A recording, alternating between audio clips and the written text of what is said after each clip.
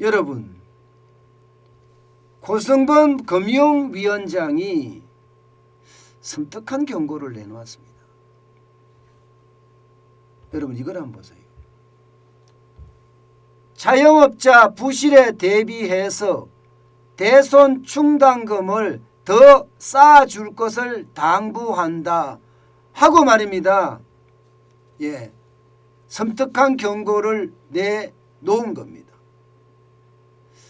저는 이 자리 자체가 어쩌면 말입니다, 고성범 금융위원장이 이야기했던 것처럼 회색 코뿔소가 점점 가까이 다가오고 있다. 그러니까 그 충격에 대비해라. 저는 이렇게밖에 들리지가 않습니다. 예, 고성범 위원장은요, 소상공인 부채 리스크 점검 간담회에서 이런 이야기를 했는데, 이 자리에 참석한 사람들이 보면 한국은행, 금융감독원, 그리고 경제연구기관 혹은 금융연구기관 관계자들이 다 참석을 했어요. 이 자리에서 자영업자 대출 위험이 있다, 이런 이야기를 지금 공식적으로 꺼내게 된 겁니다. 보건위기가 자영업자의 위기로 가고 있다는 이야기를 단적으로 나타내준 이야기라고 할 수가 있습니다. 여러분, 이 금융기관의 수장이 이렇게 여러분 구체적으로 지시하는 경우는 굉장히 드뭅니다. 이렇게 구체적으로, 그것도 대손 충당금을 더 쌓아라. 많은 자영업자들이 망할 수 있으니까, 디폴트 될 수 있으니 그것을 막기 위한 충당금을 더 쌓아라 하는 이야기는 여러분, 진짜 금융수장으로서는 거의 하기 쉽지 않은 말입니다. 그런데도 이런 이야기를 이야기했다는 것은요, 그만큼 코로나19의 위기라고 이야기하는 보건위기가 지금 현실 경제의 위기, 자영업자의 위기로 지금 전환이 돼 가고 있다는 의미입니다. 실제로도요, 고성범 위원장은요, 여러분, 예, 대출 만기 연장이나 이자 상환 유예, 그리고 원금 상환 유예, 이 부분에 대한 우려를 굉장히 크게 표시했어요. 여러분도 알다시피 일시 상환, 예, 대출 만기 연장 금액이 247조 4천억 원이에요. 게다가 원금 상환 유예는 13조 6천억 원, 이자 상환 유예는 2,301억 원입니다. 전체를 다 합치면 261조 2천억 원을 넘었습니다.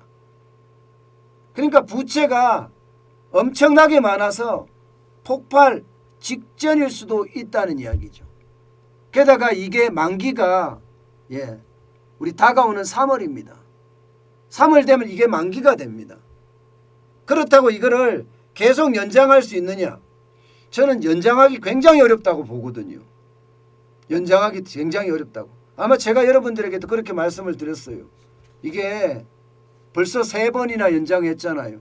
근데 4번째 연장을 하게 되면 그 충격파는 오히려 더 클 거다. 저는 그렇게 생각을 하거든요. 예. 그런데 고성범 위원장도 좀 비슷하게 지금 말을 하는 것 같아요. 이제 와서 말입니다. 예. 3월 말에 대출 만기 연장은 종료를 시키고 별도의 대책으로, 예, 자영업자들의 어떤, 예, 부채 폭발의 위기를 막을 거다 하는 그런 뉘앙스를 비쳤습니다. 제가 여러분들에게 처음에 말씀드렸던 것처럼 공적 기금을 만들어서 거기에서 대출해 주는 방식을, 예, 택하면 된다는 그런 이야기 했는데, 아마 그런 이야기가 나올 거라는 생각이 들어요. 지금은 그거를 하지 않고는요, 이게 무작정 대출 만기 연장을 한다는 것은 정치적인 일정을 감안해도 이게 쉽지가 않아요. 차기 대통령이 이게 대출 만기 연장 해소해라, 예, 이렇게 이야기할 수 있기 때문입니다. 그만큼 이게 경제의 큰 뇌관이기 때문에 차기 대통령이 된 사람이 이것을 떠안고 갈 이유가 없기 때문입니다. 저는 그런 정치적인 굉장히 민감한 이슈 때문에 뭔가 다른 방안이 나올 거라고도 예상을 하고 있는데 그런 방안들이 지금 보이는 겁니다. 사실 말입니다. 대출 만기 연장 금액도 진짜 크잖아요. 이거는 뭐 자영업자만 여기 있는 것이 아니라 뭐 중소기업도 여기 있고요. 영세기업도 포함되어 있고 소상공인도 포함되어 있으니까 모두라고 이야기할 수 있잖아요.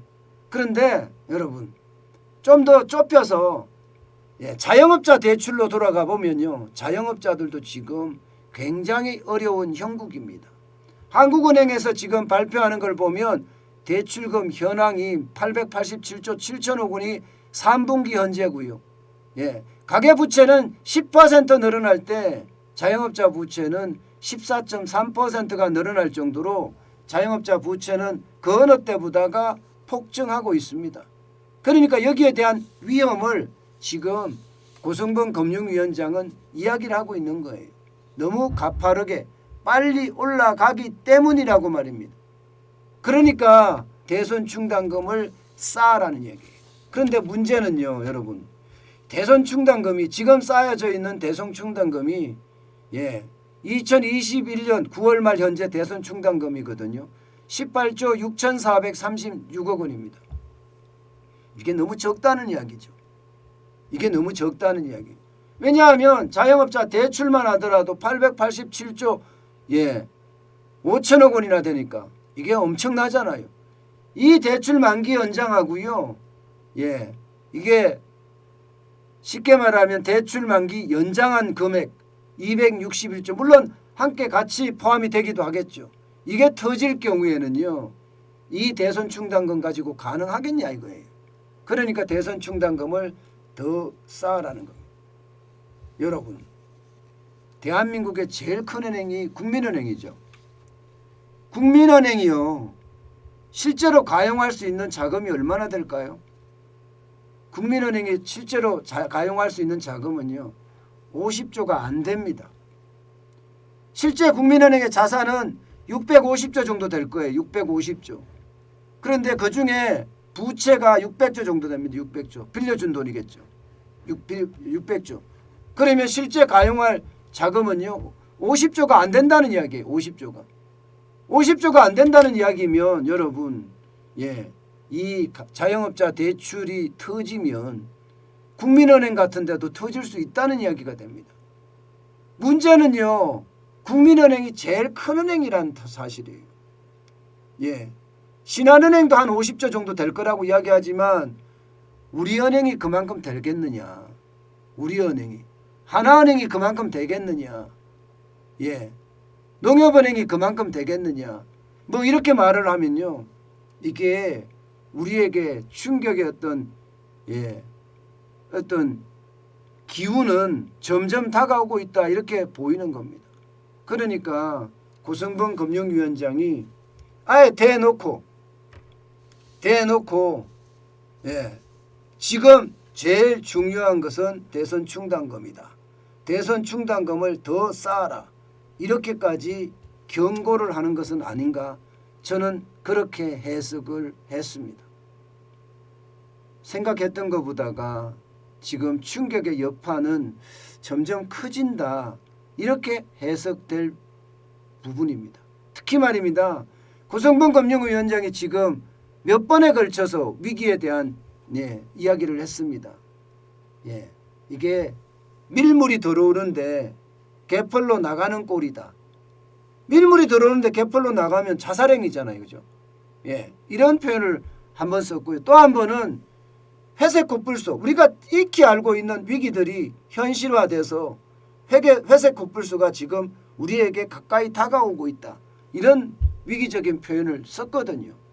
때문에 지금 생각했던 것보다가 우리가 일반인들이 생각하거나 우리 전문가들이 생각했던 것보다가 더 위기가 가까이 다가와 있다. 이렇게 해석할 수 있는 부분입니다. 그만큼 금융위원장은요. 많은 정보를 받고요.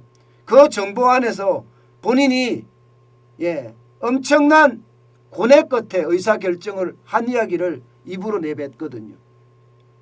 그런데 그 입으로 내뱉은 그 말들이 전부 다 충격적인 단어들이 많다는 거예요. 예. 이게 밀물이 들어올 때 개풀로 나가는 꼴이다. 이 말도 충격적이고요. 회색 코뿔소가 점점 다가오고 있다. 이 말도 충격적이잖아요. 게다가 지금 충당금을 더 쌓아라. 이 말도 저는 충격적이라고 생각을 합니다. 그만큼 말입니다. 위기는 점점 가까이 다가오고 있는 그런 상황. 예. 이것을 지금 우회적으로 표현하는 것은 아닌가. 저는 그렇게 읽어봅니다.